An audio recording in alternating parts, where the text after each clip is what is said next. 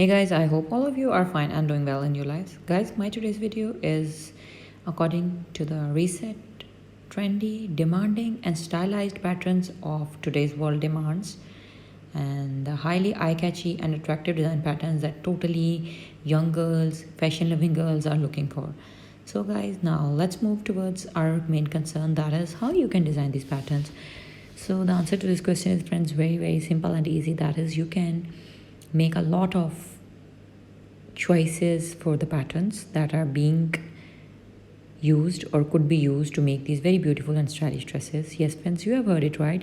You can use the art of machine embroidery, you can use the art of digital machines, you can use the art of computer embroidery, and the very beautiful and most preferable medium, that is the art of hand embroidery.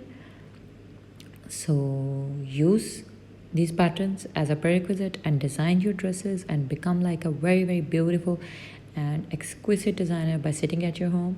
So hope to see you soon back in my channel with my upcoming new videos. Up till then, take care of yourselves and keep supporting us, keep watching our content as you always have been.